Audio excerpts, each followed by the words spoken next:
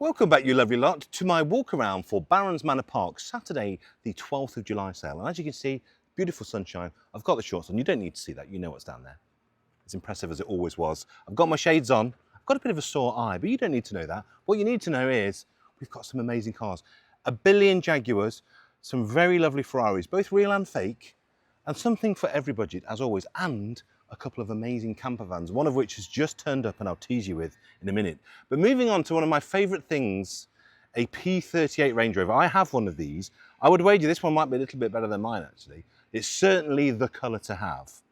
Beautiful British racing green metallic over tan, the classic old money combination. And this is a very nice car, actually. This is a 2000 DSHE automatic, estimated at £4,500 to £5,500. It's only done 102,000 miles and it is very, very nice. I've got a massive soft spot for the P38. It's interesting, they've languished as kind of the unloved Range Rover because the classic everybody loves, they pay a fortune for those. The L322, because of Her Majesty's patronage, everybody wants one of those. And the P38 sort of fell between the cracks. I think it's one of the nicest looking of all of them, and I've got one. An HSC. It drives brilliantly, I have to say. They're a lovely, lovely old thing. But come and have a look at this. Come and have a look at the specification. The paintwork is a little bit swirly, but I think it would mop up and correct very nicely indeed. Let's have a look at the leather. Can I open it? I can't open the door for you, sadly. But the leather, particularly on the driver's seat, looks quite decent. Lots of wood everywhere. Nice alloys. It's got a current MOT with no advisories. But what I like about this more than mine is a 4.6 V8. This one, of course, is a diesel, 2.5 litre diesel. They're not fast, these BMW engine ones, but they are quite, and I use the word quite in inverted commas, quite frugal. So you could actually drive this realistically as a daily. It's got a tow bar on, and of course, being a diesel, it will tow like 1.0. And I like that very much indeed. I like the colour, I like the fact it's a later one, I like the fact it's rigged for towing, and I like the fact it's diesel. Have a look down the sides, look, it's pretty straight. A few little parking dents in the door there. But I think you could, for not a lot of money, for a few £100s, make an exceptionally nice one out of that. Go to your local detailer, get them to correct that paint, get those dimple dents taken out of the door. Alloys are in good condition. I like it a lot, and if you've got about 4 or 5 grand, you can have that one. Now we know that I love a Saab. There's not much I love more than a classic 900, and a classic 900 convertible, of which I've had about 6 or 7. I just think they're absolutely awesome. I particularly like these later cars as well. This is a 1993. Don't forget, they only ran the convertible up to 1994, so you're getting towards the end of the model's development. And if you look, you get a few nice things on this particular one. It looks like it's had new calipers very recently, which is nice to see. This being a run-out car has these really nice trims that run from the mirror to the spoiler, where the early cars sort of terminated out there. It's also got a set of very, very expensive and very desirable 9,000 closed cap aero wheels, which if you look on eBay are about £1,000 a set by themselves. And it's an LPT, it's a low pressure turbo, this one. So 150 brake horsepower, but lovely crisp acceleration. It's got a new roof recently fitted and they did a very decent job of that. So that's something you don't have to worry about. What else can I tell you about this? Good set of records, new parts, new catalytic converter fairly recently. The roof I've told you about was subject to a recommission and it passed an MOT in November 2024 and was sold to the current owner. And there you go, the current owner's replaced disc pads and calipers. Thought they looked a little bit new. Replaced 4 tyres and had a wheel alignment. Now, is it perfect? There's a few little chits and scabs here. It looks like there's been some bird lime on the boot that's pulled the lacquer off. So you want to sort that out. Bumper corners, which always get caught on a Saab because they're so big. The near side rears had a proper crumple, but you can heat and make those better. And again, you're going to be spending about 4.5 to 5.5 grand to buy that car. Scarabi green, one of my favourite colours on these cars as well. It's got Dover grey leather, just lovely. Manual car. You can tune these if you want to. 150 brake is all you really want for these, but if you put the charge cooler conversion on and remap them, they can be like 180, 185, an instant response. So level, presentable, not perfect, as I say, with a few little micro scratches and a few bits to do. But what a nice car. I would like to own that very much indeed. I'd probably put that in my top 5. Now the next car I really would like to own, because you don't see them in non-messed about form. Now I don't need to explain to you how brilliant the Golf GTI is in any iteration, but this, I do always like the Mark IVs. I think they're a really nice combination of usability, of appearance. Great engine on these as well. This is obviously a 5-door. Fantastic mileage as well, 86,000 miles on this. And do have a look at the condition. The bodywork is lovely. And the first thing I always do with any inexpensive performance car is look at what tyres they've put on. And this has Michelin's all round. So kudos to the previous owner. The bodywork is very, very nice on this. So 115 bhp is not a lot, but it's enough. It's a manual car. That low mileage is verified by MOTs as well. It's only been sold because the current owner is moving abroad and doesn't want to take you with him. I'd take it with you, but I'm very glad that you didn't. It was resprayed 4 years ago in the original colour, and that was done very, very well. And that explains why the paintwork's so nice. It's got an MOT till April 2026. A couple of advisories, so do have a look at that. You can see the reg number there. Little oil leak to sort. And there's a couple of bits. So you've got speakers on the back shelf, which is maybe not for you, but the interior looks nice. There's a little bit of wear on the driver's seat, I noticed as well. So there's a few jobs to do, but I think to find a super straight one on original wheels, even though they're in a non-original colour, I think that car's got potential. I think it's got investment potential. Are you looking for a classic daily that you could drive every single day, have a bit of fun with, maybe do a few light jobs or a little bit of light sympathetic tuning? I think that's a fabulous car. And the fact it's a 5-door and it sort of flies under the radar, I think there's some fun to be had there. Now the next car, the door is open because we've just been showing a gentleman round. I've always wanted a Boomerang Light GT, and here you go. 1999 Maserati 3200 GT automatic. Now purists would say get a manual. The stingy half Yorkshire, half Scottish me would say get an auto because it'd be a lot cheaper, and also probably realistically just a great cruiser, a real waft of this one. So they only made 800 UK cars. This is one of them. It's got a fantastic and extensive service history file, which you do really need on these. And quite a lot of those bills are with Bill McGrath, which, if you know, in Maserati circles, is a very competent and, dare I say, reasonably expensive way to get your Maserati maintained. Recent MOT. The colour is blue Mediterranean, which I really love. A little bit of wear on the driver's seat, as you can see. It's had regular attention all of its life. Services at 31, 43, 56, 62, 72, 76.1, 78.7. So the history really does stack up beautifully with a very respected specialist. The vendor's driven the car 200 miles to come and see us here. Matching set of Pirellis, what we were saying about tyres. And I just think these are good news. I think if it was a manual, it would really be quite a steep appreciator. But being an automatic, you're going to buy it for a little bit less, and the history and the colour are very, very nice. And there's very little to do to this car to make it perfect. It does need a tiny bit of attention on the seats, just a little bit of repainting and recolouring to make that nice. And again, being pedantic, a bit of curbing on the alloys here, which I would sort, because the car really justifies having a bit of money spent. And I think you'd have a very lovely car if you did. So many classic car magazines have heralded this as a future classic, and they're starting to appreciate now. And they're really a very nice car. So do some digging, have a look. Please do come and pull the history on that, or ask us to send you anything you need online. It does bear close scrutiny, and like I say, for not too much money, that could be a very nice car indeed. Now we love Jaguars. We've got a million Jaguars for you in this sale, slight exaggeration. XJ Executive. I drive XJs all the time. For me, I like the 300, the 308. I think they are the sweet spot of Jaguar. But the 350, the aluminium car, it took everything that was brilliant about those two and just made it a little bit bigger, a little bit more refined. And you do get an awful lot of car for your money. You really do. This one has done a crazy mileage. This one has done 198,000 miles, which means it's going to be no reserve. There's a potential bargain to be had. Because of that, because she's been used and enjoyed, obviously there is a little bit of work to do. You can see you've got a little bit of paint scratching and fading there from all the washes it's had over 200,000 miles. It sits very low. I'm guessing it will air up when it goes up. Ready to drive. It's got good service history. It's just starting to bubble a little bit on the top of the doors. These aluminium bodies do corrode, but not in a structural way. It's in a cosmetic way. They bubble and flower. Tiny bit on top of the doors there. Bit of lack appeal on the back. But she's no reserve. Sits well, doesn't it? I do think that could be a very, very nice way to get to work. So good interior in good condition. Mechanically, the car's good and ready to drive. It's got service history and a stamp service book. MOT was done, and the stamps go up to 2021, but it was serviced at 178. So there's a bit of a gap from that to the present day. There's a printout of work from 2023 to 2022.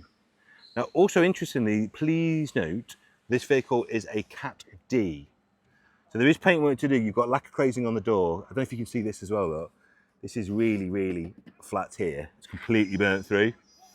So Cat D, that's why it's inexpensive. You get to choose the price. I think that could be a very, very inexpensive, high value motor car. I might even have a cheeky bid on that myself. Moving on, other inexpensive ways to look good and feel good. And I would say this, I took my Bentley T1, which I bought from Manor Park North. I took it to a specialist the other day for a service. 1968 Bentley T1, and just wafting along. It's got a few faults because it was cheap.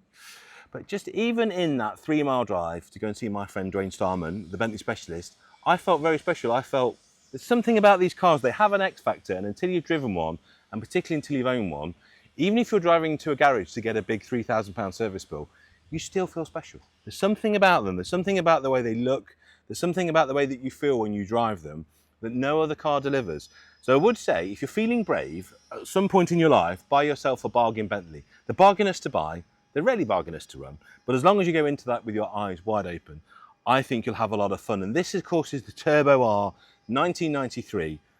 Now, the Turbo R really is the car that not only saved Bentley at the time when they really needed it, but also really redefined what they were, because Bentley originally were a sports car company, of course. They were a racing car company, and they sort of fell into being a rebadged Rolls-Royce. And what the Turbo R did was define completely that Bentley was the performance arm of that partnership. And this is lovely. 5,500 to £7,000, 83,000 miles, good example, and it's pretty well looked after. There's a few very minor cosmetic bits to do. Bentley service history and a stamped service book. Now, these are still quick by modern standards, and the paint really is quite good, I have to say. Little bit here, look, and you'll probably find this on any bargain Bentley, to be fair. You can just see around the rear window if you look. Little cauliflower bubbles, and the only way to do that properly is to take the glass out, do it again. And to be honest with you, look, the glass is just delaminating a little bit. Again, quite a common thing to see on those. So bear that in mind when you bid, but it's not going to be an expensive car. And when you think the top of this market is more like 30k, to buy one for £6,000 to £7,000 in a great colour, old money gold, we'll call that, I just think that's wonderful. Now, another car that is absolutely in the correct colour for period is this 1977 Rolls-Royce Silver Shadow.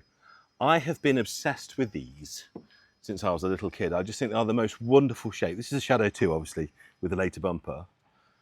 They were just all that was great about rock stars, celebrities, successful people. Everybody in the 70s and early 80s, if you'd made it, you went and bought yourself a Shadow. Now, this is nice. I would describe this as a rolling restoration. It's a car that you're going to be able to tool around in, have some fun, really live the champagne, 10 bob millionaire lifestyle. As they say, champagne, motoring, beer, money.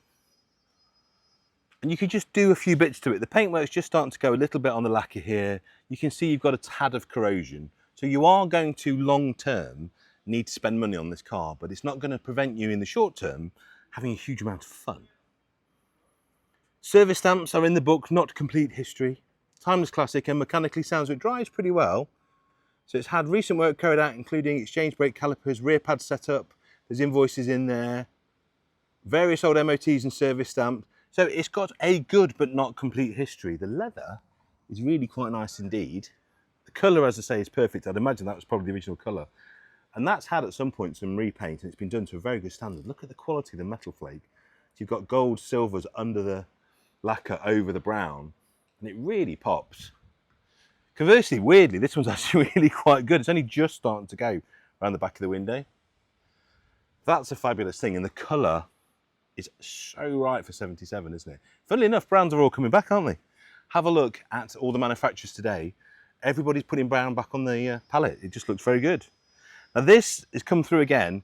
I wish they wouldn't keep putting this in the auction because I really want to buy this, and there will come a point, if it's in 2 or 3 times, I might have to have a cheeky bid.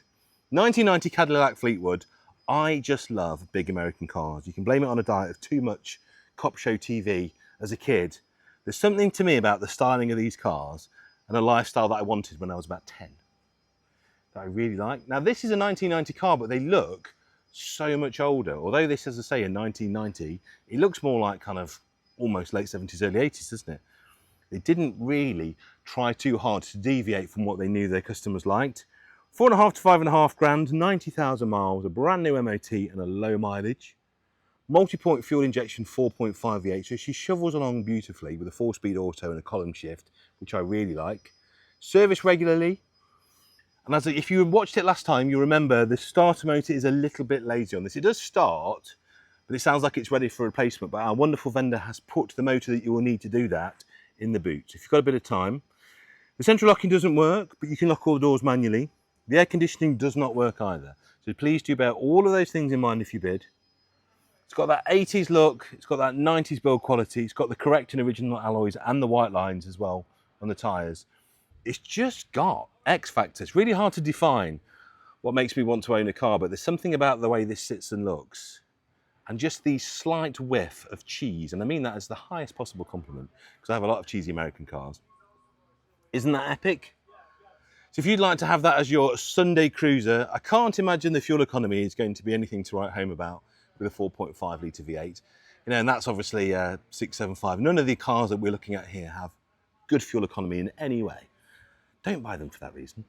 Buy them as your high days and holidays car that just makes you feel special about yourself. And if you've never driven a Cadillac, if you've never wafted along behind a V8 with an automatic box, something else, absolutely something else. That's why, again, if you're British and successful, you bought a Rolls. If you're American and successful, you bought a Caddy. So which one would you prefer? Now, this is back in. Let's find a home for this because she's got no reserve this time. And I cannot believe it's still here because it's so lovely. 1972 Volkswagen camper van. Dormobile conversion as well, which is really nice. I actually really like the colourway. It's very kind of Cal look of its time. And it's sitting on really nice moon hubcaps, little tyres, smooth bumpers. And being the earlier bay as well, it's got the lower indicators, which always looks so much nicer. The interior is lovely and it drives you really well. It's a British van, right-hand drive. It's got a fantastic sort of day van camper interior as well, with a few cupboards and bits and pieces. 60,000 miles, I'd imagine that's since it's been rebuilt. And only 3,000 miles on this current rebuilt engine. It runs, it drives, it starts on the button. And our owner has had this camper for 15 years and they spent a lot of money. And what's nice is it's not rotten. You see a few areas where the paint's just got a few little bubbles and bits and pieces, but it's been in this paint a long time and it's still looking really sharp. I like it, it's just a bit of fun. It really is just a bit of fun. And now it's sitting there at no reserve. You get to choose what it's worth. I think that is a really great looking van. There's invoices from the respray, there's invoices from Patrick Briscoe Service and Repair Centre in Leominster for the engine rebuild. The Odo shows 62,500. It's just level, it's honest, it's a good little van. It's not going to be a concours restoration for that money. But you can tell it's been owned by good people. Look at all the National Trust stickers. That gives me a warm glow, it really does. Now we're going to go inside in a minute, but I'm going to tease you because this has just arrived. Look, if you think that's a cool camper, and it is, Toyota Hiace. Practically rust free, like a few little tiny rust bubbles. We shall come to that later, don't get ahead of yourself. Well, let's go inside.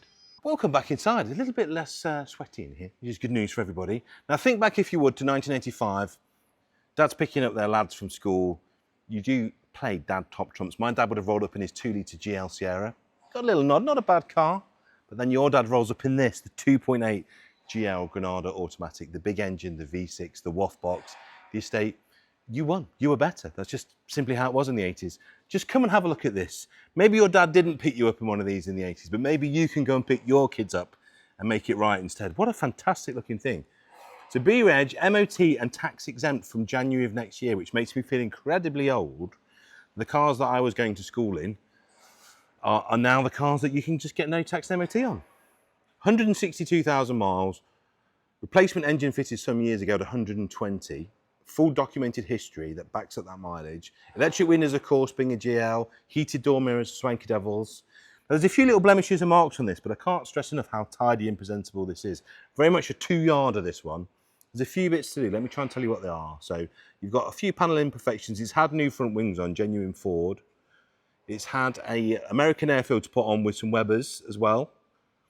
New torque converter fitted. Gearbox oil cooler has now been uprated as well. The cooling fan's been replaced with a thermostatic. So someone has gone through and done some really clever and sympathetic modifications to make it more usable. Refurbished wheels, new Kumo tyres as well. And someone's put a Sierra steering wheel on, I noticed. That's not the standard wheel. But it kind of works, doesn't it? Not correct and standard. You might want to swap that if you're a purist, but I think that's probably a more ergonomic and lovely thing. So we always talk about practical classics, the definition of a car that you can use a lot of time. You could drive this certainly in the summer. You wouldn't want to have it out in the winter, have the salt at it.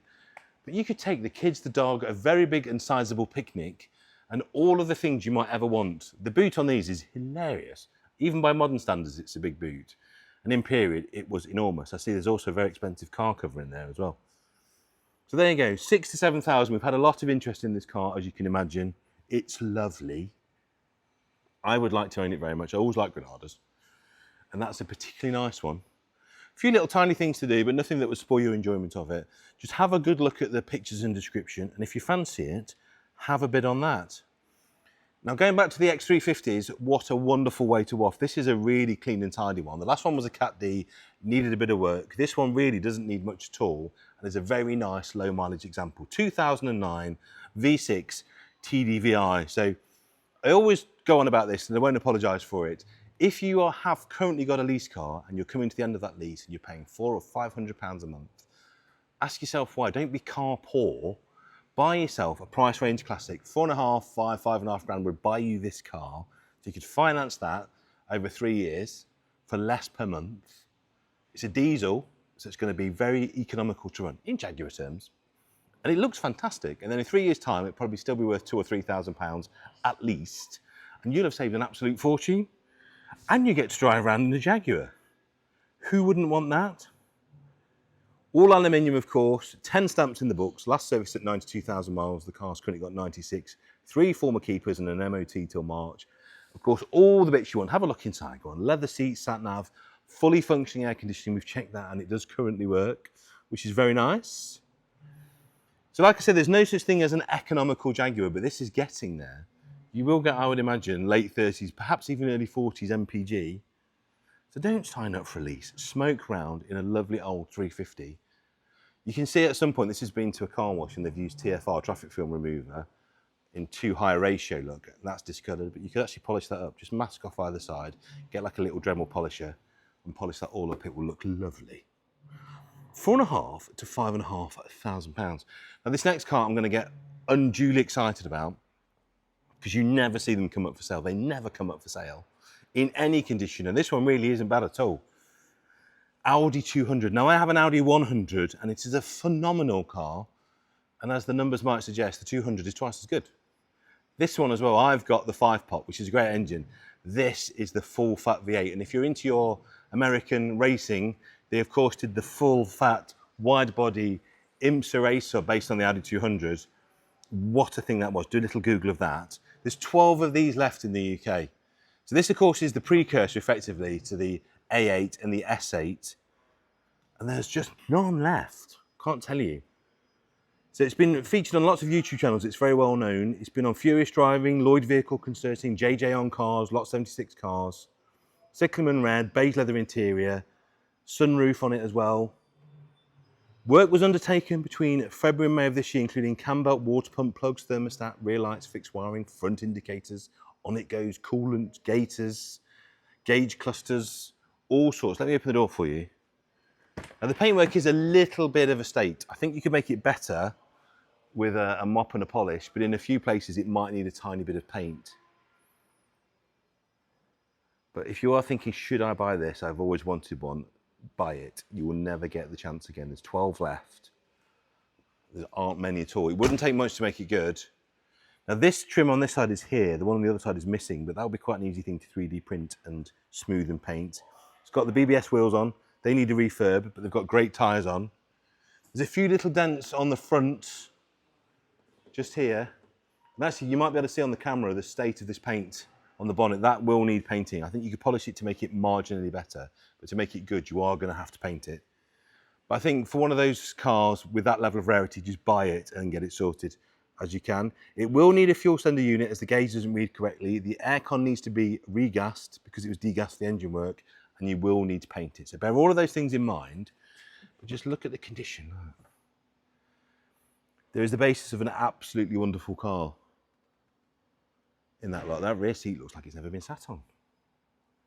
So all the trims there, so apart from that one, that would be fairly easy to 3D print because you can scan the other side and mirror it. I've done that a few times on cars when you can't find the parts.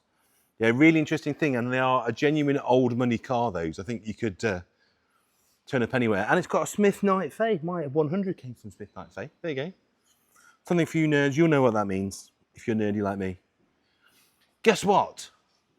Another Jaguar XJ Executive V6 Auto this time in silver. If you want an X350, it's fair to say we've got one for you at any price point. This I like because I do prefer the petrol. Diesel's very frugal, and there's nothing wrong with that. But we're here once. Just enjoy yourself. Waft along to the sonorous growl of a petrol Jaguar, and we have many of those in the sale. Very nice colour combination, this one. £6,500 to £8,000. 59,000 miles, the full service history, low mileage and low owner count. The last service stamp was from 2023 at 59,000 miles, and the car was currently done 59,000 miles. So the car was serviced 41 miles ago. That's the good news. The monster service history, as you would expect when you peek inside. Tiny little bit of bagginess on the seat. And if I was being super pedantic and it was mine, because I have a mate who runs a leather trim repair business, I would probably just get that seat flicked in on the bolster there to make it really lovely. But again, can you think of a nicer way to travel for that sort of money? Same thing on the aluminium trims, look. They've just been tear-farred to death, you can just see here. So nothing that you can't polish out. A little bit of work and a little bit of masking. You can make that absolutely beautiful. Very nice car. Now, another car that I think is really starting to come into their own and are criminally cheap for how lovely they are these, the Jaguar XK8 convertible. This is nice for lots of reasons. It's on the teeny tiny 5-spokes. Most of these are on much bigger wheels. I think there's a real charm and a beauty to the smaller wheeled cars, and of course they ride fantastically well because you've got a lot of tyre sidewall, a lot of flex. This is a nice car, low mileage, 104,000 miles, which is very low mileage for the year. It's a 2001. Annual servicing and maintenance, and of course you get to drive behind a V8 for the sum of somewhere between, have a guess, £4,500 to £5,500. Ex-factory on those 17, CD player, electrically adjustable seats and cruise, of course. Let's talk about the history. Since 2018, at 87,000 miles, XJ Motor Services have looked after the car, and there's lots of bills for servicing and maintenance. Rear dampers in 22, cam belts were updated in 2011 to 4.2, along with the water pumps. They might be ready to go again. And it's just a nice, genuine car. I have to say the leather is very good on this indeed. I do think that could be a bit of a bargain, because I think a lot of people are looking at this on the baby wheels and thinking that doesn't look flash enough. But actually, where it counts, on things like the trim, the bodywork, the arches, all the places where you should be looking, it's actually a very nice little genuine car, this. There's something about having it on a taller tyre. This was, of course, meant to be the modern day E-Type. And I think there's something about having it on a taller tyre that really gives it that aesthetic. Now, have a look at the front bumper. I don't know who painted that, but it's not been done to a very high standard, and it's a completely different colour. So again, if you're making it perfect, and I would say this car justifies that, budget 200-300 quid just to get that front bumper flicked in again. Bumper's fine, it's just the wrong colour. There's a few fish eyes in the paint. You can probably hear, look, spin around. The nicest MG you will have ever seen in your life has just arrived. I'm going to show you that later as well. That's a bit special. If you're looking for a show quality push button car, I'm going to show you that in a minute. This is back in with a low reserve. And again, as we say, find me another, particularly in this beautiful colourway and in this lovely, genuine condition. 1960 Ford Zephyr convertible with manual overdrive. If you want to live the whole rockabilly teddy boy lifestyle, there's your transport. Imagine going to the drive-thru in that. It's just a perfect car, isn't it? Bench seat, get your mates in the back. Phenomenally rare car, this. Exempt of everything, of course. Drive it in London and not pay Sadiq for any congestion charge. Well, no, you wouldn't have to pay your congestion. You wouldn't have to pay your ULEZ. You wouldn't have to pay your MOT. You don't have to pay any road fund licence. It starts well, it drives well. It was driven here. It's been recommissioned after being laid up for some time. It's had a reconditioned dynamo, a regulator, replacement starter, and 4 new tyres. So if you want it to be a show standard car, you can see you've got little cracking and crazing in the paint. It's super presentable, but it's not Concours. It's a car, what I would say, is in the perfect condition that you can actually use, enjoy, and not get too precious about. Just the fact that you'll go to a car show and no one else will have one, and just for the fact it's in this lovely colourway. Again, it's paintwork. You can just see when it's been painted inexpensively. There's a few little micro blisters and stuff. You can make this paint better with a little bit of work. You'll never make it perfect, but I don't think that's what that car's all about. I think it's about something to enjoy. Now the next car, there's an awful lot of excitement about, and you'll understand why as soon as we turn this corner. A genuine M5 E28 UK right-hand drive car with the manual gearbox. You already know why everybody wants to buy this car. You just can't find them. They didn't make that many of them. They didn't sell that many of them. People didn't really understand that much at the time why you'd pay the price differential over a standard 5 Series. Of course, we all do now. And you've got legends like Chris Harris who are advocating for these cars. And because of that, the price has gone silly. So even though this one will need quite a lot of work to make it perfect, already this car is estimated at 30 to 35. And I cannot tell you how many times the phone has rung on this car. Because unlike so many of the cars out there, what you see is what you get. Everything is on show. It's very, very honest. So UK registered 5-speed manual, low mileage car, 82,000 miles. It's got the 3.5 6-cylinder engine, of course, as well. But it is a genuine M5, and there's so many lookalikes, so many 535s that have been tarted up to look like an M5. This is the real deal. This is what you wanted. It's not been driven for 15 years, so bank on at least a major recommissioning. And if you do want it to be as good as the car should be, because it's such a rare car, you are going to have to spend a little bit of money on the bodywork as well. The engine's been turned over every 3 months with the plugs out. It's always been changed every 3,000 miles. So it needs work on the brakes, it needs work on the fuel. It's got a new fuel tank in it. So it needs a good clean, it needs a little bit of bodywork, a few scabs and bits and pieces. So there's a good history there. One key with the car, the wheel centre caps we do have. We do have the locking wheel nuts for the car as well. So it's not going to be a monster restoration. You're not going to have to put loads of panels in, but you are going to have to spend a bit of time going through. But the hard work is done for you. You are going to have to get the glass out on the rear to do a little bit of bodywork there. But I think if you want to build the ultimate M5, you see you're going to need some bumpers for it as well. They have gone. But a bit like the Audi 200, you're never going to really find a British registered low mileage complete with all the hard to find bits there in one car, and I have to say in one of the best colours they ever did. So if you want one and you really want a genuine one that completely checks out on every level, and I say don't just look around at M5. So many 535s being tarted up to look like M5s. That is the real deal. It's going to hurt, but worth buying. Now this little fella's back in. Surely we can find a home for this. I still can't believe we've not sold this. There's a lot of exciting things happening in the Mini and Mini Metro world. I bet if we don't sell it here, we might send it up to Cheshire and see if we have more luck there, because it's such a nice little car. 1989 MG Metro with the red seatbelts that we all got very excited about in period. And do come and have a look inside at how lovely and clean and original and honest that is. Low owners, low mileage, good condition, great service history. So 3 previous owners, and the car's done 39,282 miles. An MOT till April 26, loads of history, loads of service stamps, a couple of service invoices, some old MOTs, and just a really nice, genuinely well-kept car. A few bits to do. I mean, the trim on the inside is the hard bit to replicate, and that's perfect. And the only areas I can really fault it on is things like bumper corners and wheel trims. So I'd get the wheel trims repainted. I'd get this bumper scuffers. So get the bumpers off, get the wheel trims off, get those into the body shop, get them minted. I think you've almost got a show quality car there. You've certainly got a daily driver concours level car for 4.5 to 5.5 grand. I just think that's such a handsome little thing. Just to put it into context, imagine if it was a Nova, GSI or GTE of the same period in that condition with that mileage in white, 15 grand? At least it would be. So I think that's a bit of a bargain, I really do. Talking of bargains, Morris 8, which I make look very small when I stand next to it. Very cute little car this. Aren't they lovely? 1935 and in remarkable condition. I would say it's obviously had some paint at some point, but I think there's a lot of original steel in there. A true pre-war classic that's going strong 90 years after it left the factory. Series 1 model, really nice underneath, lovely original condition. It's got the alternator fitted, which is a very nice upgrade. Great for shows, weekend drives, as long as you're not in a rush. Obviously, it's not very quick. The engine's gone under a rebuild because it needed a camshaft replacement, now runs lovely. It's got hydraulic brakes that work, but not very well, if we're honest. It does have a good working handbrake. So if you're a collector, it's great. If you just want to try a bit of fun, the nice thing about these pre-war cars is they're not making huge amounts of money.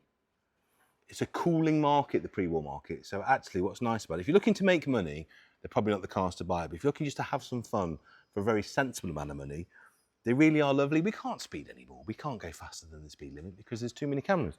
What's nice about this, you don't want to. You want to get into this and life slows down to the pace of 1935 and you have just as much fun, but a much slower pace. And talking of that kind of charm, but at a slightly larger scale, how about this? 1928 Panhard Levasseur. Look at this.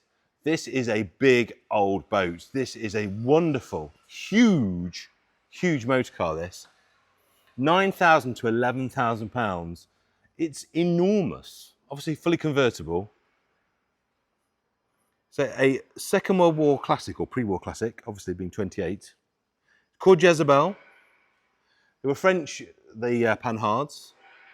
You just don't see very many of these at all.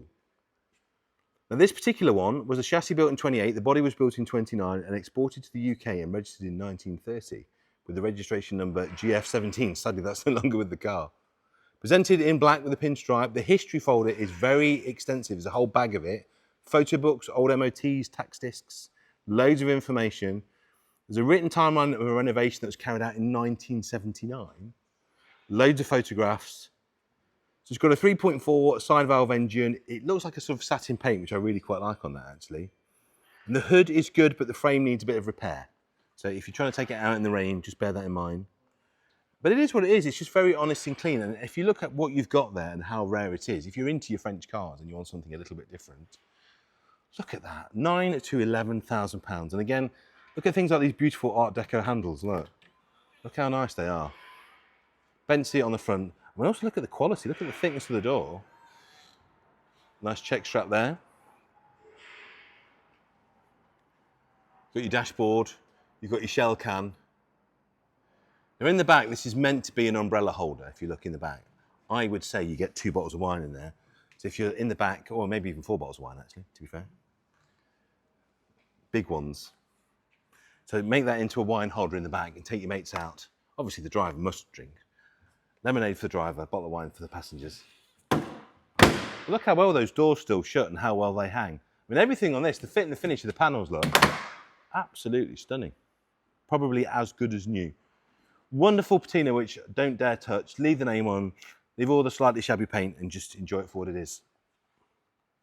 Great car. I say 9 to 11. Now the next car, I think is one of the underappreciated Ferraris. I personally think it's one of the prettiest. Then I'm one of those weirdos that really likes front engine Ferraris. 612 Scaglietti F1 Coupe, so it's got the F1 gearbox in a great colour with a fantastic mileage, 25,000 miles on this car as well. Really well maintained with a fantastic service history. What else can I tell you? Well, it's got 2 sets of keys, stamp service book with 10 stamps. Last service was carried out at 24. The car's currently done 25,000 miles. Michelin Pilot Sports all round, which you really do want on a car like this, and an MOT until May 2026 with no advisories. Ferrari book pack, all the beautiful little toolkits and all the gorgeous leather book wallets. It's got all of those. Now these cars are, I think, for where they sit in the Ferrari lineup, very, very inexpensive. You're going to pay for 360s and 430s, you know, a nice 360 is at least 60 odd grand, a really nice 430s, probably another 20 grand on top of that. But this is going to be like 40 to 42. And I just think, particularly with that mileage on, which is incredibly low, if you like the F1 gearbox, and they really were starting to get them quite sorted out at this point, I actually think the Ferrari GTs are a more elegant car. You could argue they don't drive as sharply or as dynamically as the mid-engine stuff, but if you want to torch your house in the south of France, can't even say it, this is the car. It's got the wonderful split rims on as well, 40 to 42, and really stunning condition. If you are looking to buy one of these, do come and have a look. I think it will bear close scrutiny in terms of paintwork condition and history. It's just lovely. Now the next Ferrari isn't a Ferrari, but it's not going to be Ferrari price either. Now if you want a Daytona Spider, I think unless you're multi-millionaire, you're probably not going to be able to afford one. But a lot of people know Southern Roadcraft did an extraordinarily good replica, of which this is one. Even down to the really authentic lights, look, on the front. Now this is a tiny, tiny bit scruffy. There's a few bits to do. You can see where the bonnet's caught the edge of the wings. So this is fiberglass, obviously. But these cars, the Southern Roadcraft cars, do a very, very passable impression of the real thing for a fraction of the price. These are now 7-figure cars. We've estimated this one at 20 to 24.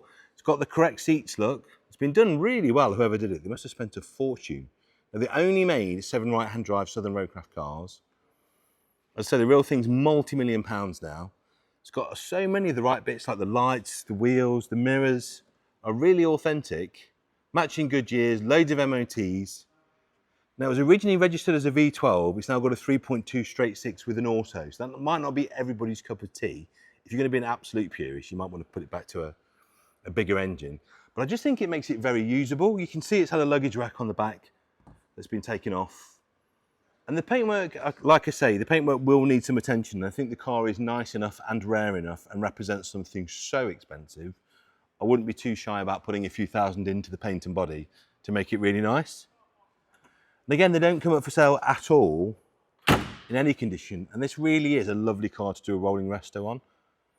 As long as you don't pretend it's the real one, as long as you just have a bit of fun and tell everyone it's a replica, you can see it's just splitting here, look, on the front.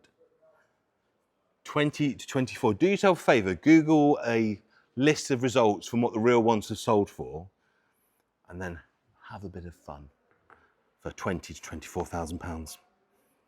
Now, something not having to pretend to be anything it's not, but still fantastic value, and with the great X factor, is this 2004 Bentley Continental GT. Handsome, powerful, and beautifully specified. Not me, the car. Isn't it gorgeous? Wonderful colour. Come and have a look inside. Going back to what I was saying about Bentleys earlier, there really is a magic to these cars. And I think we've got through the whole kind of footballer thing with these now. I think they have now become a classic in their own right. Lovely. Broughton's of Cheltenham plaque on the door there as well. Supplied new by them with the original door plates. 17 service stamps and last service in 22 at 75,000 miles. It's now done 79. Moonbeam silver is the colour. Over Portland and Beluga, which is a lovely combination. And the last MOT, no advisories whatsoever. Now, during its lifetime, it's had a Kenwood head units, chrome 21-inch wheels, and mirror covers. So it's a nice little twist to what it would have had when it was new. I say long MOT to November, and just a really nice, clean car. The paintwork is very, very good on this car, indeed. The interior is very nice. I'm finding it hard to fault, ladies and gents. And for 10 to 12,000 pounds, I struggle to think of a way to get around town in any better or more refined style. Isn't that lovely? It's got a great number plate, W12 Rog. I'm not sure if that stays with it, but if it does, that's very cool. I think it does. So that's a bit of cheap flash, dare I say. This is very nice, isn't it? Daimler 420 Sovereign. Do love a 420. British Racing Green. Oh, it's beautiful inside. Absolutely beautiful. No reserve, this car, 4.2. It's a running restoration, so our favourite thing. If you look at the paint, you'll see why. That paint, I think, will flat, you know. So if you look at this, we've got a little bit of orange peely, a few tiny little blebs and imperfections, which I think you could make better, because that looks like cellulose paint to me. 1969, a good running restoration. A great entry point in classic motoring with a 4.2. The car appears solid and drives well, but it's not being used for some time. Now, of course, it's everything exempt being a 1969. So it looks good. It's a good 10-yarder this, but I think you could make it a 2 or 3-yarder with a few Sundays. Just looks good, drives well, starts, runs. I think you need to go through and do a few bits and pieces, but with no reserve, I'm not being funny. Does it really matter? And I think I love the fact it's a Daimler, not a Jag, just a little bit rarer. It's got proper bad boy vibes, that. If you were a ne'er-do-well in the 1960s, or if you were indeed a successful personage of some note, either way, you'd have probably chosen one of these. Don't they just look lovely? See, the wood's a little bit, that's been hand varnished. Again, a lot of these things, you could just spend some time and effort and make a really nice car. You could buy that for a few thousand. Isn't it lovely? Well, this one's back in. An older restoration, 1967 S-Type manual. It's been off. Someone's had some fun with it. And now it's back. Tax exempt, MOT exempt, everything exempt. Really nice older paint. It's just going in a couple of places in a very minor way, but does present and appear as beautifully as you see it on screen. Everything works as it should. It's got the heritage certificate, the owner's manual. It's got old policies. And the car's from Chelmsford. It's even got original Jaguar letter of transfer of warranty. But inside, the leather is particularly nice. Do come and have a look inside here. It's just extremely pleasant and very, very pretty. I love the colour. So look at the condition of the wood in that one and the condition of the leather, and you'll see there's not much to do. Now, because of that, it's going to be a bit more money, £11,000 to £13,000.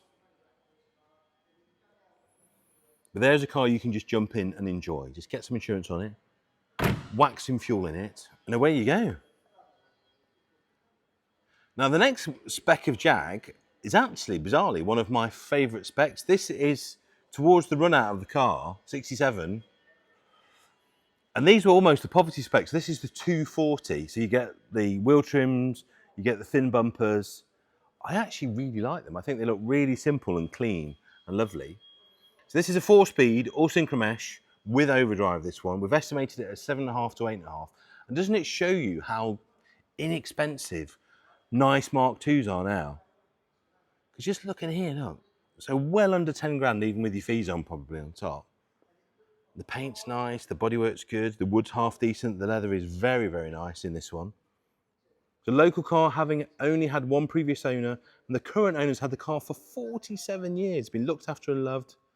Had a recent rebuild, new interior, all the chrome's been done, and it had an MOT which you didn't have to have in May, which takes it through to May 2026, not a single advisory. I adore this, I have to say. Condition of this, so the paint's not perfect, that door needs adjusting, I think we can say. There's a few little imperfections and bits and pieces to do, but it's a really inexpensive car. From the Jaguar Enthusiast Club. What fun. Number 1082 out of 2,290, done during 1968. And like I said, I just think the 240s are so clean and so simple, and such a pretty car. And they are probably the cheapest way to get yourself into a nice Mark II. That really is lovely. If you look at the arch edges and the sills, really good on the body, that. Could be a bargain for somebody, and maybe that somebody is you. Now, other end of the Jaguar performance scale, this is quick. 384 horsepower these were. You know, Ferrari levels of performance in a car that you can drive to the board meeting or take the kids to school in. 2003 Jaguar S-Type V8R Auto. It's a rare old bus that, you know, black metallic. Again, paintwork would benefit from a little bit of correction to make it absolutely perfect. That number plate sadly does not come with it. Pig KK. So don't bid on it thinking you're getting the plate. But this is the V8 supercharged, as I say, 384, 0 to 16, 5.3 seconds. Brand new MOT till June 2026. Loads of work being carried out, locally as well. Replacing the in and outer sills, removing the fuel tank. It's had lanyard guard, overhauled brakes as well, service on the gearbox, full engine service. A lot of money's been spent, so do have a look. If you're interested in the car, do pull the bills and satisfy yourself that some money has been spent.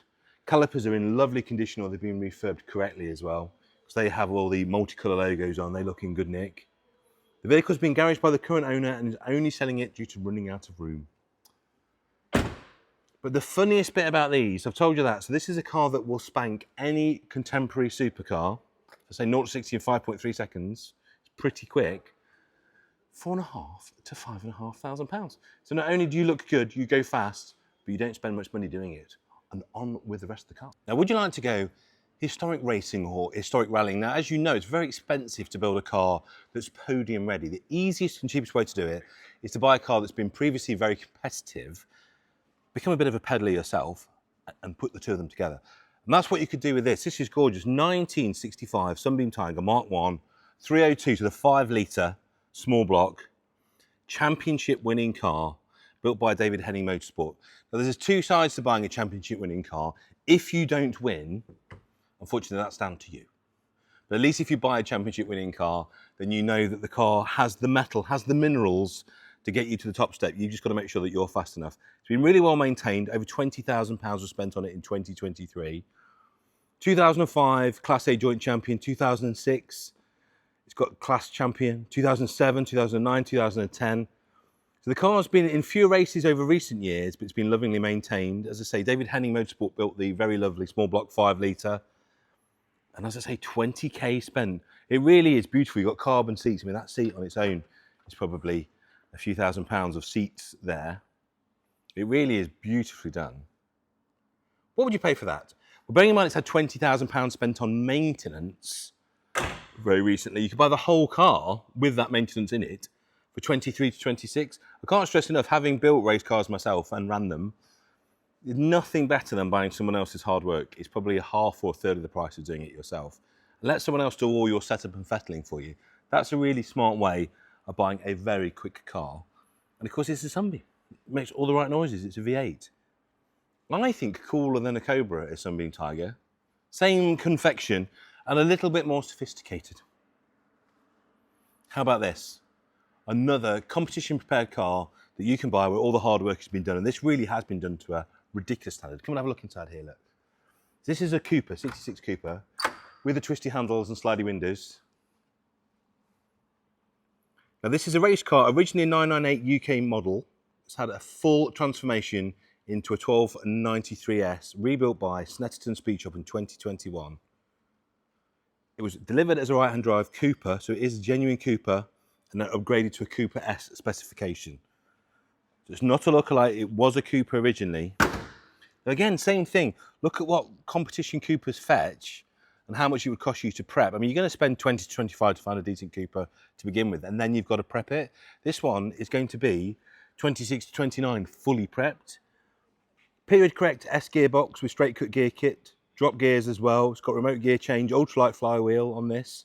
Twin SUs, Cooper S manifold, new oil cooler, rad, water pump. On it goes. I won't bore you with the entire list, but obviously if you are interested in buying it, please do read it. It's extensive.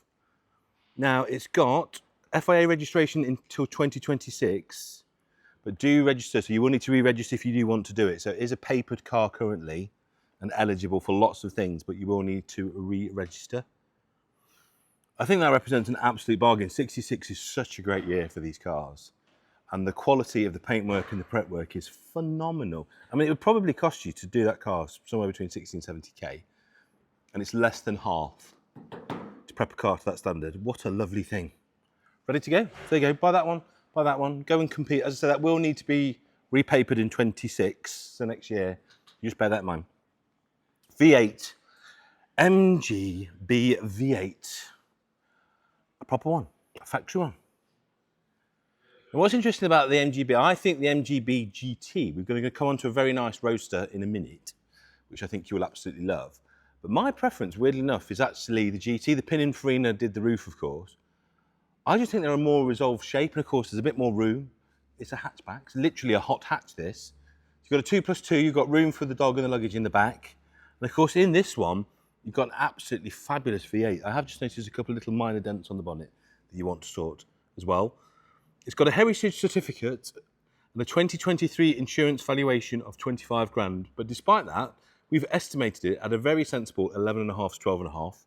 A couple of very, very minor cosmetics to do on it. Damask red is the colour. Navy interior. It presents really well. It's not perfect by any stretch of the imagination, but it is very, very pretty. I think you could make it nice without too much effort. A few micro scratches on it, but it's usable. I've just written a column for Haggerty about this. Don't over-restore cars. Don't make them so perfect you never want to take them out. Make them nice and pretty and run beautifully, but don't over-restore them. Only 3 former keepers on this. As I say, really sensible mileage of 46,000 miles. And I say the paint is good. The car is a really clean, lovely, original looking car with some extensive bills, comprehensive body restoration and loads of photographs. That obviously isn't the original paint, it's the original colour. Doesn't it look cool? If you look at what people are doing with the MGB now, this has suddenly become quite an expensive car in certain circles. There's some really nice MGB resto mods. But of course the factory did it first. And what was nice about the V8 is the V8 was actually a lighter engine than the 6-cylinder, the MGC. So you got more power, the better noise, kind of a TVR almost before TVR did it best. Now another MG, left-hand drive, Mark II Works competition model. Look at this. Isn't this gorgeous? MGTD. Now we did one of these on the show And I think they're absolutely beautiful little car. Very dated. This is a 1950s car that looks like a 1930s car, doesn't it? The wheels give it away that it's a little bit later. And MG didn't really change their styling much. The easiest job in the world in the 1950s was to be in the styling department at MG. You just basically cut and pasted what you did 20 years ago. There's a few things. There's a braille bonnet on this, micro blistering on the bonnet, which will need sorting. It's got the 5-speed gearbox. It is the Mark II Works competition model. They only made 1,700 of these. Looks like any other TD, but if you look closely, it's travelled well, this one. It's come from the Netherlands and Belgium, largely original. Engine rebuild in 2009, which was done at Classic and Sports Cars in Essex. New brakes, new hood, new side screens, matching set of Firestones. Now they produce these alongside the standard car, these Works models. Production, so a more tuned engine, twin fuel pumps. It's got the uprated Andrex dampers on it as well. So this was kind of like the factory hot rod. If the standard TD wasn't quick enough for you, this was the GTI of its day. Much rarer, don't come up for sale very often, but despite that, as I say, because this 50 stuff is cooling from a price point of view, you're only going to pay £13,000 to £14,000 to buy that. What a lot of fun that'll be. I bet that makes the most amazing noise. Now this next one isn't just an attractive Morris Minor Traveller in a very nice colour.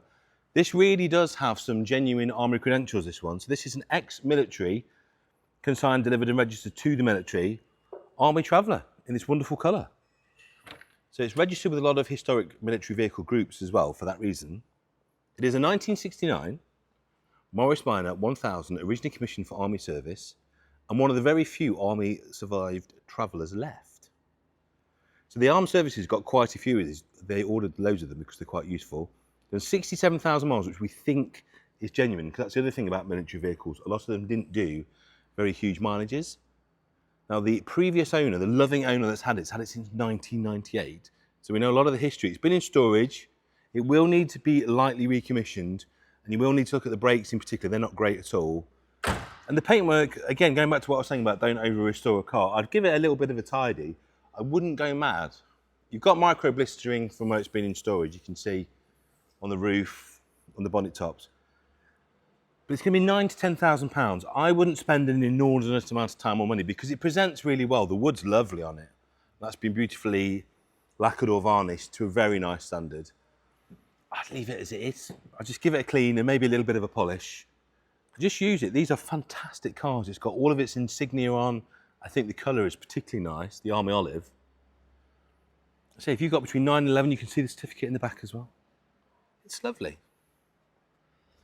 Now, something else that I do always love, and I think I'd always find room for, is a price range 1973 Triumph Stag. Have a look at this.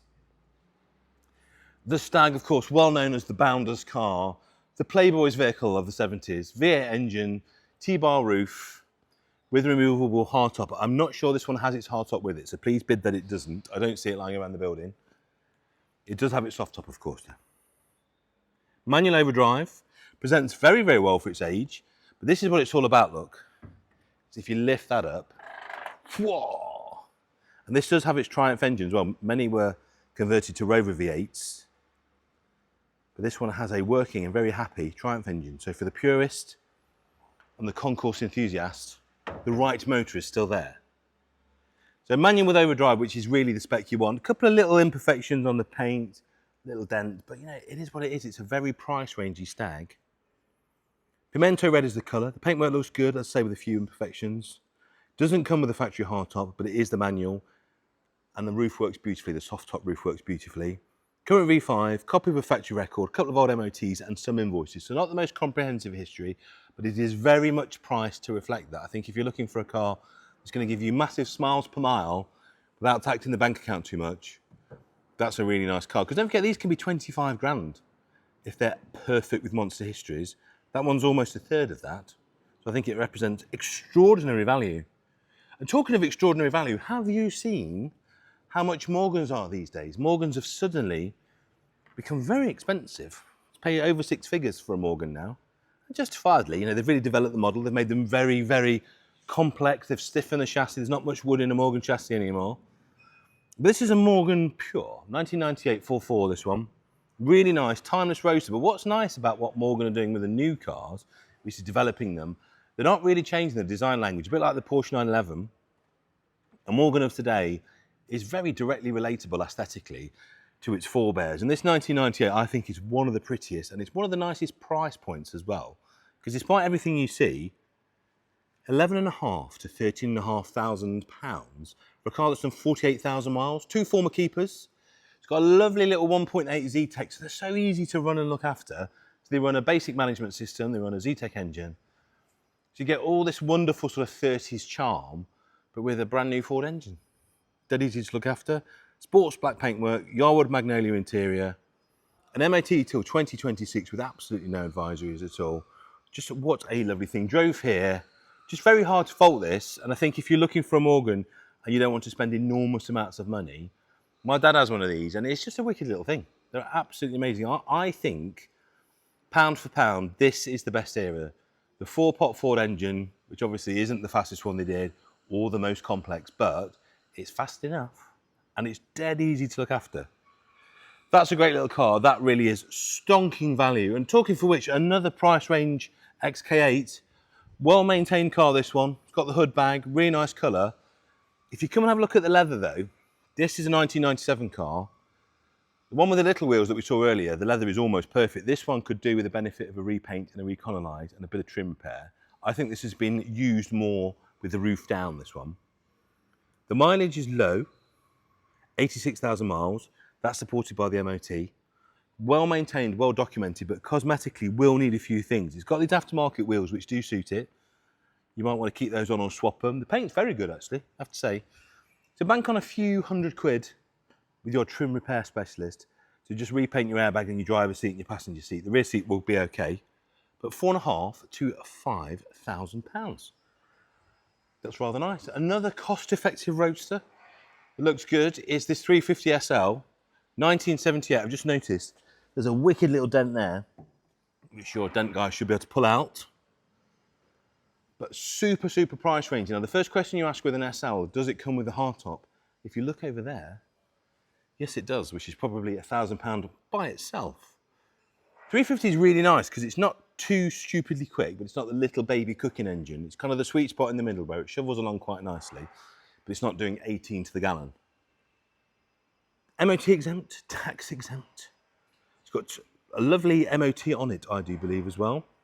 So if you want something that you can just smoke about at the weekend and just tidy and improve, so you can just see, look, just starting to go in a couple of places. So again, it's a rolling restoration, this one. It's drive it all summer, have fun, and when the winter comes, just book it into the body shop, have a bit of tidying up done, book it into the trimmers, get that seat centre put back in.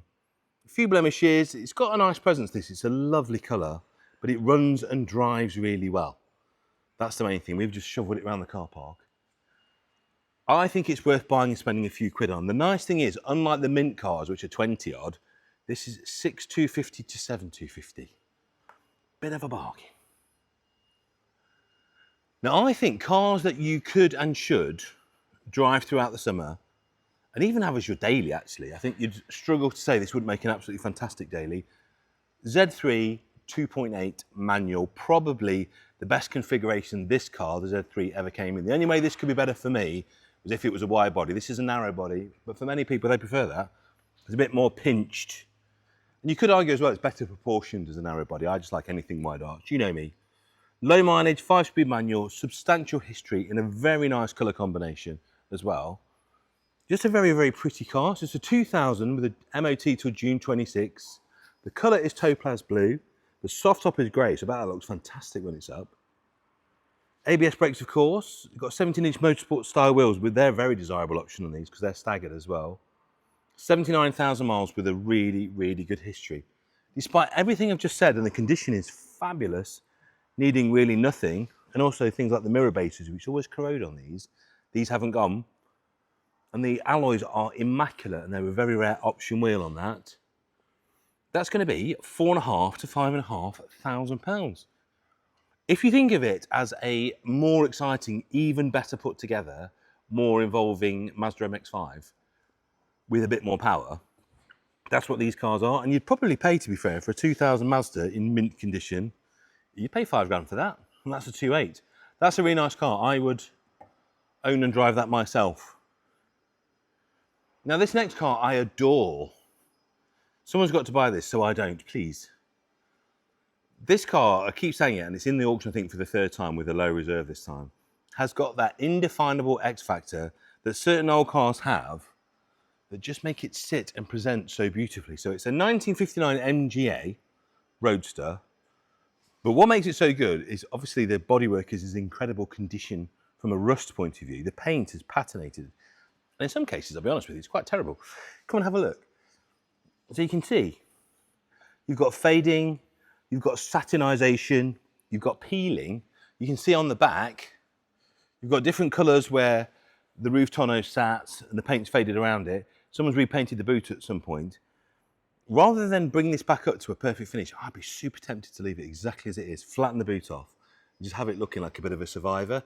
95,000 mile, everything exempt, 2 front shocks, carburetor overhaul, an engine rebuild with new piston rings, crankshaft bearings, a full engine service. But it spent a lot of time, all the way until 2015 in America, and I would wager, looking at the condition of it, in a very, very dry state. So since it's come back, it's been converted to right-hand drive. It's just got something, I can't tell you what it is.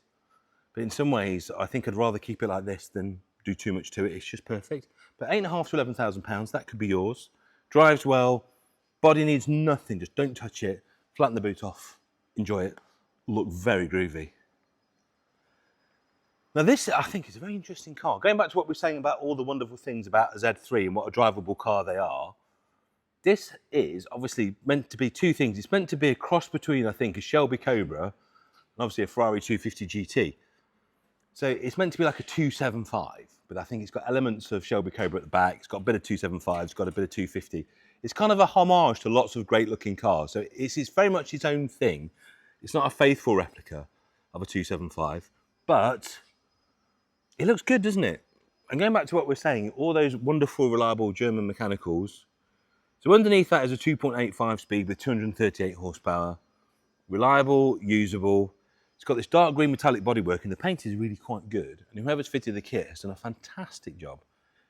So these are effectively rebodies. So it's just a rebody with bucket seats on a very reliable and usable Z3 with these fantastic deep dish wires on. Now the car that it was based on was subject to a Cat C insurance loss, which is obviously quite low. So I don't know the background to that. Before it was rebodied, obviously something happened to the base car, probably making it a perfect basis to do what they've done. It's fast, it's reliable, it's full of character. That 250 number plate stays with it. And it's a true one-off, you won't see another. That, again, to buy a base car and to find the kit and to paint it and to fit it and all that, you'd be into 35 to 40 grand to do it to that standard. This one is 10.5 to 11.5, so that's a bit of a bargain. Right, that's the cars. Let's come with some bikes. Motorcycles, right, this is a lovely 1991 Honda CR125, and the condition is absolutely fabulous. I'm sure it has been off-roaded, but since then, it's obviously been very cleaned and very restored. 1991, known for its lightweight chassis ease, sharp handling and aggressive power delivery, very popular bike these were. Fully restored with full Honda HRC graphics, extra plastics, it's got the techno seat as well. Now the previous owner was a former motocrosser who restored the bike, I would imagine out of love from having it the first time round. It's got the history, it's got the HRC prep booklets with this, it's got loads of invoices and receipts. Now please bear in mind, it's not a road legal bike, this is one for you to go and enjoy on private land or to add to your collection. It's certainly one that you could park up and look and admire. It's in very, very nice condition. But what would you pay for that? So price-wise, you're going to be about £2,500 to £3,500. It's very, very nice. Now, something I like, you may know, you've probably gathered, I'm very enthusiastic about old bikes. I don't know a massive amount about them. That's what we have Steve Berry for. He is our resident expert. But this is my favourite era of sports bike. Late 80s, early 90s sports bike to me, particularly Japanese, cannot be better. Just aesthetically, they look so good. And this ZX600A3, really nice example of why I like this era of bike. First of all, inline, water-cooled, four-stroke bike. It was restored and then it was sat. So it's had some recent new tyres and battery, but the rear brake needs bleeding, easy for you to say. It's just a great example of a bike that's had loads of money spent on it, but then not been ridden a lot afterwards. But you're not going to spend a lot to buy it. Somewhere between £1,250 and 1750 would buy this, and she's ready to go. She'll need some recommissioning if you want to ride her, but otherwise just park her up in your collection and look at her. And I think it looks absolutely fabulous. Have a look at the pictures, it looks amazing. Now this is a 1961 Royal Enfield Meteor Minor, and again, a bike that's clearly had some restoration and some love, and it's in beautiful condition, particularly the tank and side panels, and the seat is absolutely gorgeous. I would wager that some of the panels on here are more original. Clearly had some money and some love spent over the time. It's lightweight, it's rare, smooth, reliable, traditional. Lightweight maroon with black, twin cylinder, and a descendant of the larger Meteor and Super Meteor. It's got fresh fuel. It needs a little bit of a recommission and a check over, but it's got a V5, so not a massive amount of history, but just enough. But do come and have a look for yourself, and price-wise, that's £2,500 to £3,500. Now, can you believe this bike is 53 years old? And we've had a few of these up in the north. This is a 1972 Suzuki T350 Rebel, and it is extraordinary. As you can see, we've had an influx of bikes for this next auction, and they're all in lovely condition. Air-cooled, classic two-stroke twin, forerunner of the GT range. It was restored a few years ago, no real use. So since then, like a lot of the bikes I'm about to show you, it's been standing in a private collection. So ready to recommission and ride, or ready to do what it's been doing, which is to sit in your collection, looking absolutely fabulous. What's nice about all of these bikes that we're showing you, the ones that have had the restoration work, is they're not going to be anything like the cost of the restoration work. So this one's estimated at £2,500 to £3,500. I think to the condition it's at, which is very, very nice, you would struggle to do the bike for that, unless you were doing all the work yourself. I know from speaking to Steve Berry about when we've had these bikes in the north, very rare, very desirable. I think a lot of people wanted these bikes when they were younger, in the early 70s. A lot of people had them early on in their biking career. Now they're a little bit older, have a little bit more money, want to buy a nice one back, just to relive those wonderful days. So that one is a very nice one that needs nothing other than you to recommission it and ride it, or just sit there in your man cave or she shed and look longingly at it. Now, going back to modes of transport that have the X factor, that have that perfect patination that you don't really want to touch, I would say this AJS is very much it. It's a single cylinder, 4-stroke machine, and come and have a look, particularly at the tank patina, the luggage rack, the rear guard. I would not touch this bike. If you're going to ride it, and I really hope you do, Model 16, 350cc, it's just in the most wonderful condition, it really is. Pretty rare bike now. They were quite common in their day, but you don't see very many now. So as I say, very good original conditioner. It's a usable bike that's got beautiful patina. And because it's standing around for a bit, again, if you do want to ride it, we would very heavily recommend a recommission. I would not in any way recommend a restoration because it's just too perfect. Just get it running, riding beautifully, and leave everything else. Really would. Price-wise, £1,500 to £2,500. Another beautiful off-road only motocross bike for you now. 2017 Yamaha YZ250R 4-stroke fuel injection motocross bike. Absolutely epic. Not quite as beautifully clean as this. This one looks like it's been used and enjoyed a little more. It's not to say it's not very tidy and clean though. It's just not sort of concours or collection standard. This is very much one you will want to go out and ride, particularly for the £1,500 to £2,500 it's going to cost you to buy. Fuel injected bike, excellent power, great performance, reverse cylinder combination of course. Very versatile bike. It's ready to go, it's ready to race, ready to enjoy in the weekend, strapped to the back of your van, and as I say, for £1,500 to £2,500, not a huge amount of money. Now, are you looking for a bike that's got sort of sporty potential, but it's more of a commuter, a tourer? Are you like me, a little bit bigger, and I look slightly ridiculous on sports bikes? Maybe this is the bike for you. 2009 Yamaha TDM 900 with the riser bars on as well, so you've got a much nicer riding position on this. It's got a few accessories, but this is going to be, I think, the potential bargain of the sale. The estimate on this, £500 to £1,000. A bike that you can just whip around, ride. If you're looking for a daily, something you can really hack about, because it's really quite presentable. I'm going to have a look at the condition of it. 4-stroke, great sports touring bike, known for its comfort and versatility, great for long journeys, great for the bigger, longer-legged ones of us. Water-cooled adventure style bike, repainted in black, with a load of extras, heated grips, Renthal bars, which I think really make it a nice riding position. Mini indicators as well.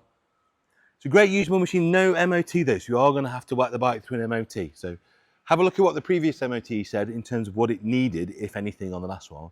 And bearing in mind, you will need to add that if you're thinking of buying it yourself. Now I use the term Bobby Dazzler very sparingly, but this next bike can only be described as a Bobby Dazzler. Come and have a look, you'll see why. 1972, so again, ridiculous how old this bike is. Suzuki GT550, and this is a remarkable example of these two-stroke classics. So it's a two-stroke triple, one UK owner. Those miles, which are 15145, they're genuine for sure. It's a low frame number on this as well, and it's been completely rebuilt using genuine parts. I can only describe this bike as stunning. It's absolutely beautiful. Electronic ignition on it, lots of new old stock parts on this as well. Re-chromed exhaust, fenders and rims, a ton of receipts, put away as a runner, owner's manual too. No, it goes on and on and on. It's just absolutely stunning. If you're looking at this, you know the history of the bike, but just have a look at the state of this polishing and reconditioning and re-chroming. It is flawless, absolutely flawless. I would say that is a collector quality machine, that one. If you're looking to show, if you're looking to collect, or if you're looking for something to ride sparingly, that is absolutely perfect before you start. There she is. Now, because of that, obviously, the price reflects the condition, as always, £7,000 to £8,000, but there is nothing to do, and that is a 10. And anywhere you look, it's a 10. So literally, collect quality, tuck it in that collection. Now this next one, which is the 67 Triumph TR6P Saints, has been owned by our wonderful vendor since 1973. So owned the bike since it was a 6-year-old bike. It's now a true bona fide classic. But what's wonderful is during that time, 50,400 miles were covered during those 50 odd years. So isn't it wonderful? A bike that's been ridden at least 1,000 miles a year during that time. Now it's had some modifications which make it, I think, very clever. So nice resto mod additions, electronic ignition, flashing indicators. You've got a bar switch engine cut off, so it runs really well. Cylinder head refurbishment's been done. The tachometer reading is unsteady. So there's a few little bits and pieces to do. It's got the Craven panniers, which are very good condition. And the history that comes with the bike is tax discs, MOTs, and the Triumph Owner's Workshop Manual. So it's a very nice looking thing in lovely condition. You've got that wonderful history, and you know it's been used and enjoyed and ridden by the same bloke for 51 years, as I say, since it was a 6-year-old motorcycle. So that's great. £3,000 to £4,000. Now another sports bike that has great touring potential is this 2007 BMW K1200S. Again, I like fully faired sports bikes. You probably worked that out by now. I just think these look very, very futuristic. They really do, even for 2007. Sports bike performance, touring capabilities, and a really versatile bike, these. Top speed of around 170 miles an hour. Very long wheelbase on these bikes as well, but they do make fantastic tourers. Really nice, very tidy bike, hardly any visible marks, very clean. It's said to ride very, very well. Sounds fantastic because it's got the Akrapovic on it, of course, as well. Even the tyres look new, with the pips still on the rear tyre. Have a look at the rear tyre, look. Still got pips on. It's like new. One former keeper, but the bike's last MOT was in 2022, where it showed 4,720 miles. It now shows 4,720 miles. So it's not been ridden since its last MOT. So if you buy it and you want to use it, which I really wouldn't blame you, it's going to need an MOT. So that will be somewhere between £2,500 and £3,500. Now I think in terms of touring, it's going to be very, very hard to beat the comfort, the ability, the reliability of this bike. 1998 Honda Valkyrie, just drink it in. It's a beast, it's huge. About the size of a Mini. But come and look at the details. Because despite the fact the bike is 27 years old, the condition is remarkable. Really beautiful, flat six engine, of course, 100 horsepower. Can take this bike up to 120 miles an hour. Now, anyone who wants a classic cruiser, this ticks every single box, doesn't it really? Everybody was doing V engines at the time. Honda, bless them in their infinite wisdom, decided to do a flat six instead. So basically, a baby Porsche engine slung underneath your bike frame. It's different, it's daring, unmistakable. I think they're wonderful. They're a proper little jukebox on wheels. And of course, being a Honda, just absolutely engineered out of its box with these wonderful panniers and rear luggage accessories. Just lovely bodywork, beautiful chrome work. Wants for nothing really, just, again, almost a collector quality bike, but certainly a very usable bike, that one. Really very nice, and for 3 to 4 grand, shouldn't break the bank. Now, anyone like me who used to love Kickstart on the telly when they were little, if you want to wind it back all the way to the 1950s and imagine what they'd be riding then, probably one of these, 1954 Ariel 350cc single trials bike. Totally takes you back to the 50s, but still very usable in gorgeous condition. So it's MOT exempt, of course, it's historic. It is red registered, this one as well. The simplicity of design and just a really interchangeable, upgradable bike, these that you can service and look after. Lightweight trials frame. Paintwork is good. It's got some minor areas of rust around the frame if you look. It's not a concourse bike, this one. Both front and rear tyres look to be in good condition. It's a great example of a classic trials bike. It's registered for historic, so no tax or MOT. Comes with a workshop manual and a few invoices and bits and pieces for previous work, but not expensive for what it is, £3,000 to £4,000. So we're going to fast forward you to the 1960s now and this wonderful 1968 BSA Lightning 650, just a bike that never really goes out of style.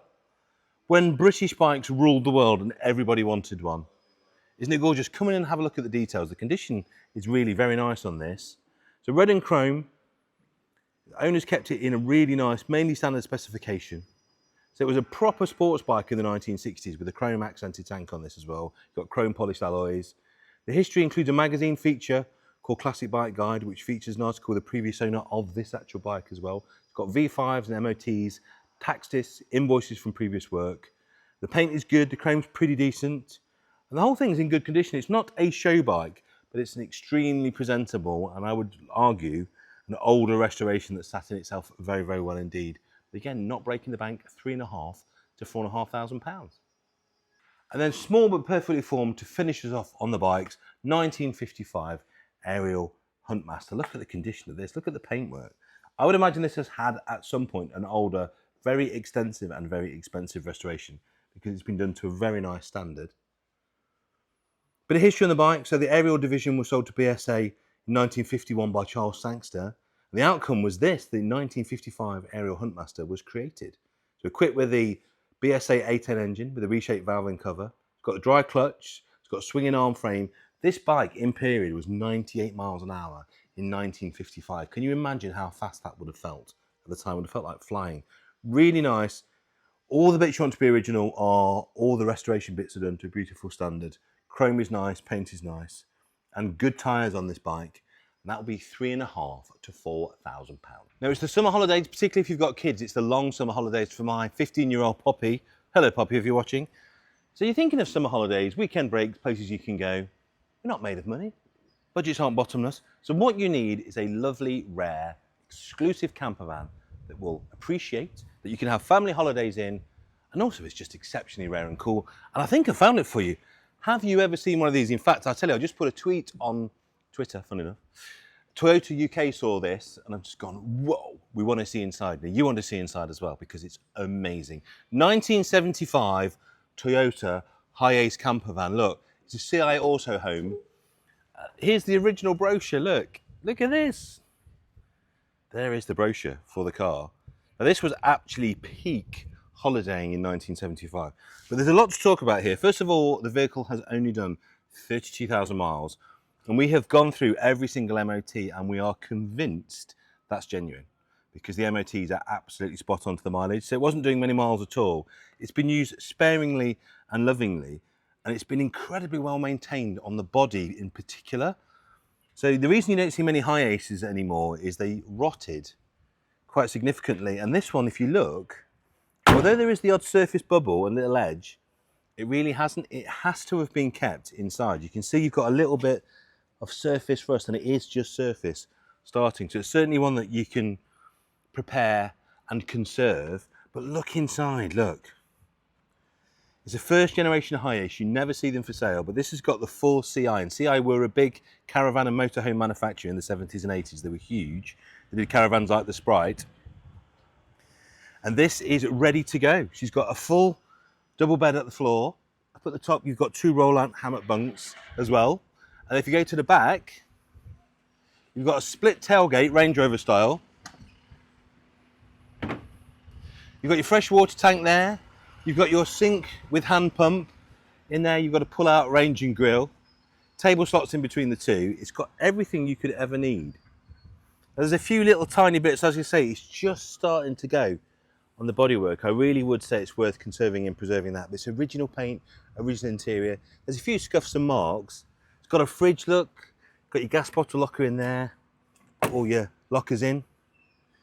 If you look at that. And she is absolutely beautiful. MOT exempt, tax exempt. And the glass fibre on the roof looks in extraordinary condition, and I would wager by how smooth it is on the top. Because the thing about old glass fibre, generally speaking, it used to go very rough. It used to breathe through the paint finish. That's still really smooth, and I don't think it's been painted. So I don't think this van has had a lot of UV exposure. Certainly if you look at things like the curtains, which haven't faded at all, and I think they're the original curtains, it's got this later fitted lino, which is very cool, like the pebble lino. Isn't it gorgeous? Drives beautifully. It's just starting to go there, look, I've noticed. A couple of little pinholes just starting to come through. I think you want to just chase a little bit of metal on this to keep it in the manner to which you've become accustomed, but you never see them, you never see them. Original crinkle trims. It's just a wonderful thing, isn't it? I would love to go away for a night in this. Maybe you could. And you can do it for £8,500 to £9,500. And then my final late arrival to treat you with something I know will appeal to a great many of you, not least of all me. A push-button 1972 MGB Roadster in simply extraordinary condition. Now, I don't know who restored this yet. I don't know how much money was spent, but whoever it was really knew what they were doing, and however much it was a big number. A big number. Because everywhere you look on this car, including underneath, it is extraordinarily good. The quality of the paintwork, let's start with that. The paintwork is probably a 9.5. It is almost show quality paintwork. It is very, very good. And that extends to the underneath as well. Chromework and trim, wires, every part of the car bears very close scrutiny. The roof is brand new and fits like a drum skin. That's gorgeous. Push button handles, the nicest. Look inside as well. Gorgeous interior. Absolutely flawlessly done. To a very, very high standard. This feels very much like someone spent about 20 odd grand doing this to me. Even things you don't really take the time on, like the boot. Look inside the boot. It's so brilliantly done. And a fifth wire as well. So everywhere you look, all the bits that people don't normally bother to do. So new bumpers, new light surrounds, new cap. I would wager they're new light lenses as well because they're just too clean. Someone's just gone through and blown their brains out, spending a lot of money to do it correctly. We've estimated this 11 to 13. I think it's going to cost you twice that, at least, to build a car to that standard. So if you would like one, buy that one. I'd say it's all the work done for you. It's got some decent new tyres on there as well, on immaculate wheels. And there you go, that is our walk around for Saturday the 12th. Hopefully something for you in there. Nice few price range, no reserve cars, some beautiful exemplary show-ready cars as well, and some wonderful motorbikes. Don't forget you need to register to bid either in person here in the building or online. The viewings on Saturday start from 9 o'clock. The auction starts from 1 o'clock. Whether you're in line or online, I hope to see you there.